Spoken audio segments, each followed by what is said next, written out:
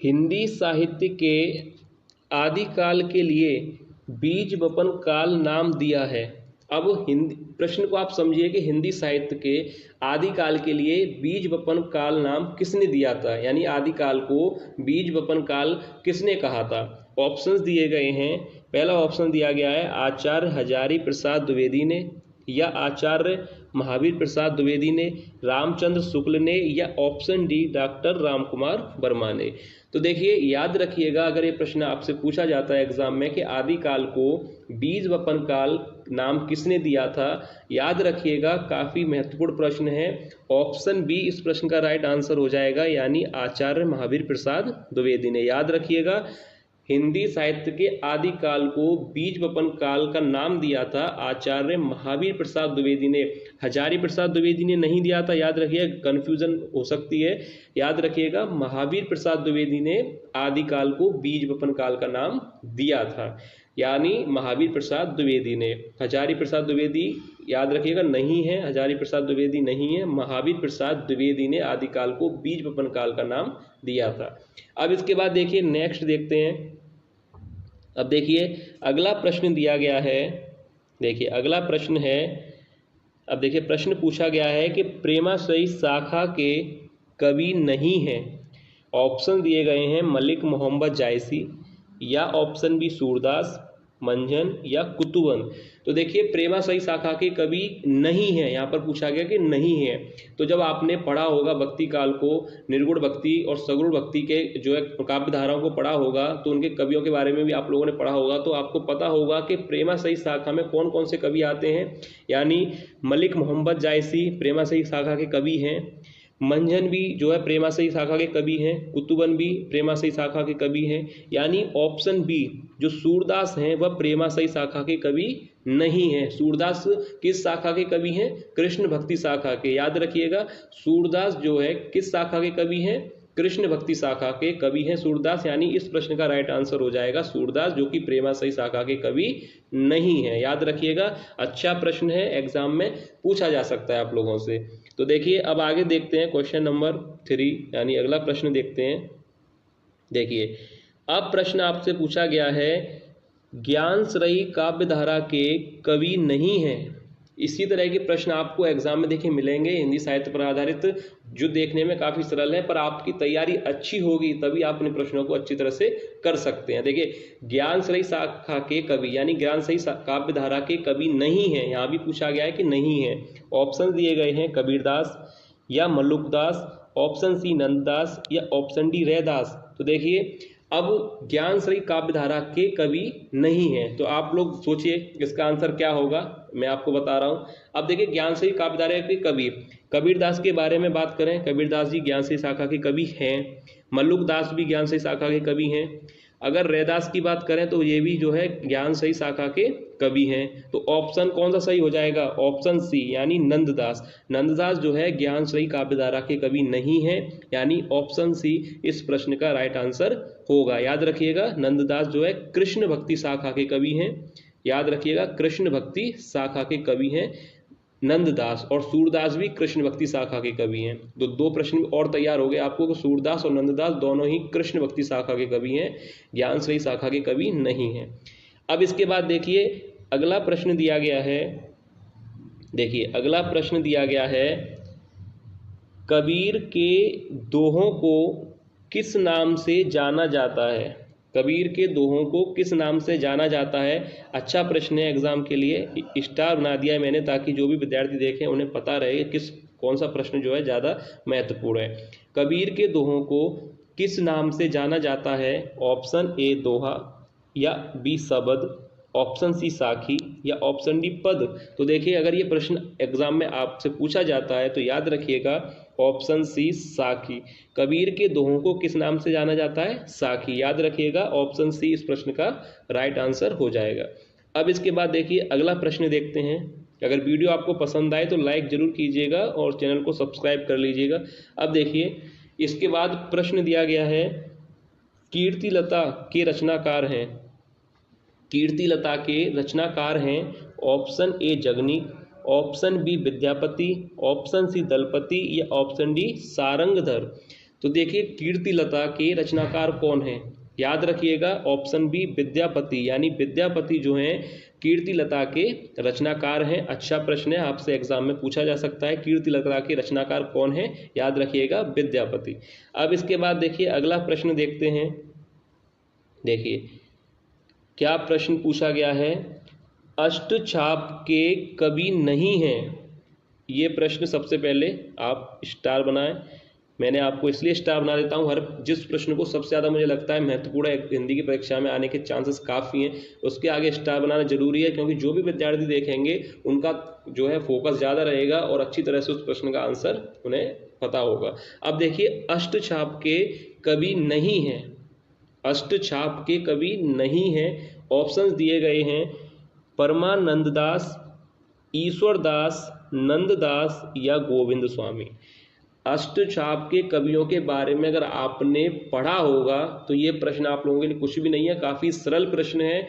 Option B यानी ईश्वरदास अष्टछाप के कवियों में नहीं आते, परमानंद दास आते हैं, नंददास भी आते हैं और गोविंद स्वामी, ये तीनों ही अष्टछाप के कवियों में आते हैं। यानी ईश्वरदास इस प्रश्न का राइट आंसर है, जो कि अष्टछाप के कवि नहीं है। याद रखिएगा परमानंद, नंददास और गोविंद स्वामी ये तीनों ही अष्टछाप के कवियों में माने जाते हैं। यहाँ पर ईश्वरदास राइट आंसर है, यानी ईश्वरदास जो है अष्टछाप के कवि नहीं है। अब इसके बाद देखिए अगला प्रश्न देखते हैं। देखिए अगला प्रश्न दिया गया है, अष्टछाप के कवियों का संबंध भक्ति काल की किस शाखा से है। देखिए कितना अच्छा प्रश्न है कि अष्टछाप के कवियों का जो संबंध है वो भक्ति काल की किस शाखा से है। ऑप्शन ए ज्ञानश्रयी शाखा से, कृष्ण भक्ति शाखा से, राम भक्ति शाखा से या प्रेमाश्रयी शाखा से। तो अष्टछाप के कवियों के बारे में बात हो रही है, तो अष्टछाप के जो कवि हैं वो किस शाखा से संबंधित है, भक्ति काल की। तो याद रखिएगा इस प्रश्न का जो राइट आंसर है ऑप्शन बी कृष्ण भक्ति शाखा से ये संबंधित हैं।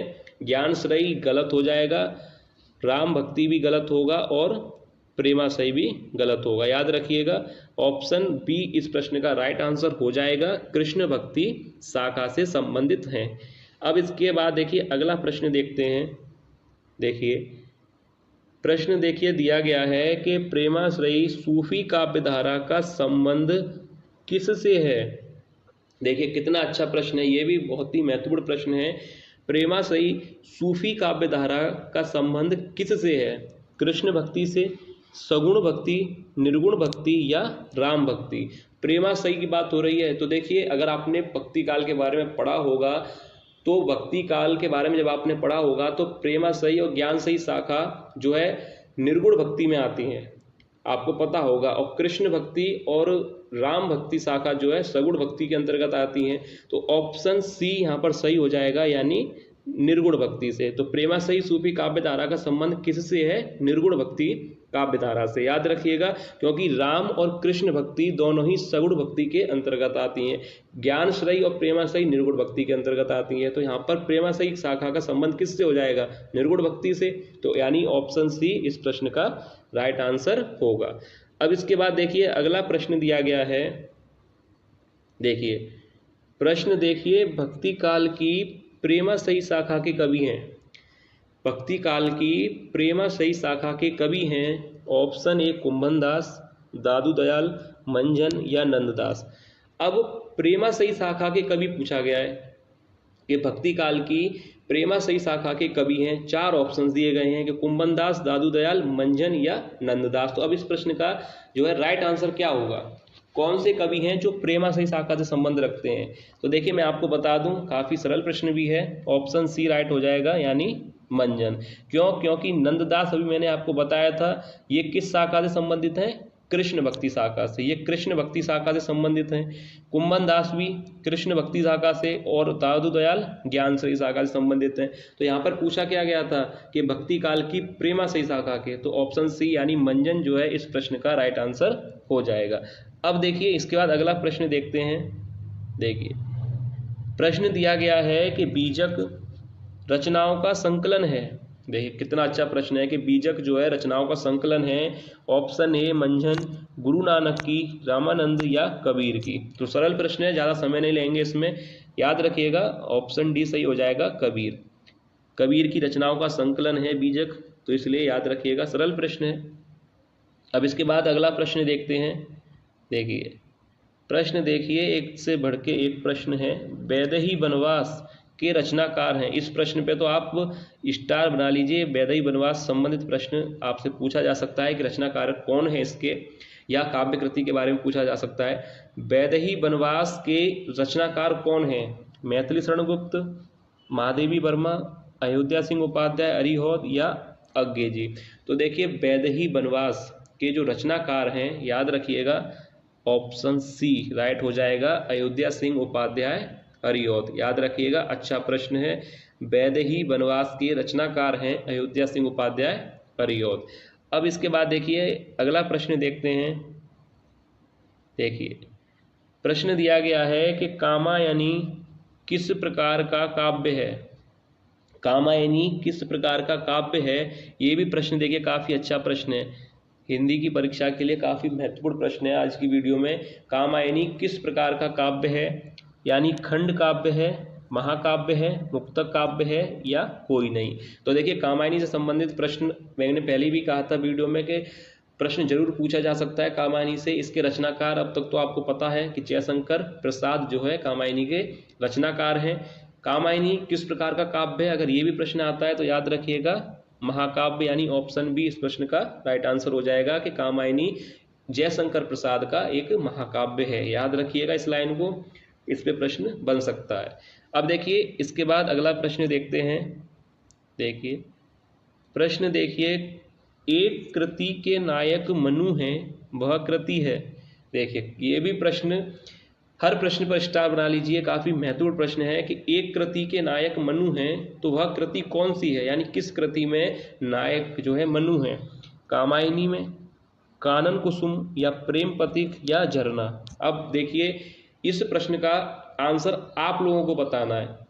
हर वीडियो में एक प्रश्न आपको दिया जाता है, ये तो आपको पता चल गया होगा क्योंकि सभी विद्यार्थी वीडियो देखते हैं, उन्हें पता है कि हर वीडियो में एक प्रश्न ऐसा होता है जो आप लोगों के लिए दिया जाता है।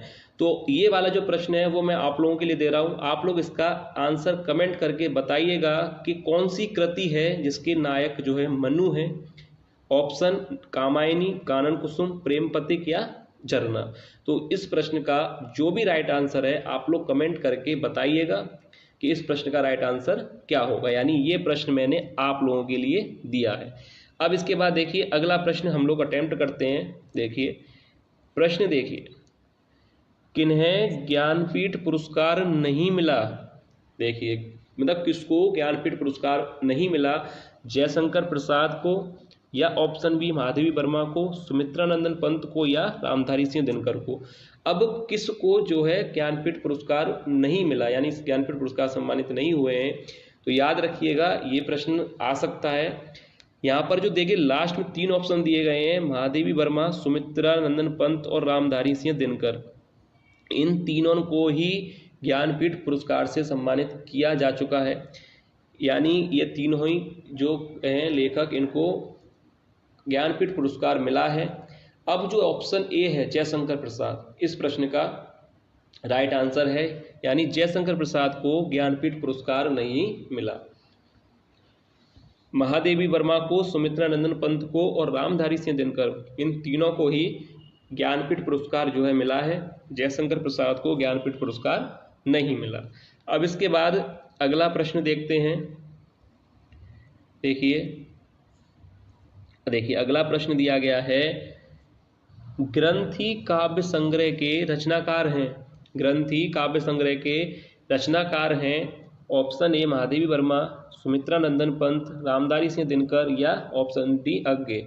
तो देखिए ग्रंथि काव्य संग्रह के अगर रचनाकार आपसे पूछा जाए तो ऑप्शन बी यानी सुमित्रा नंदन पंत इस प्रश्न का राइट आंसर होगा। याद रखिएगा ग्रंथि काव्य संग्रह के रचनाकार हैं सुमित्रा नंदन पंत।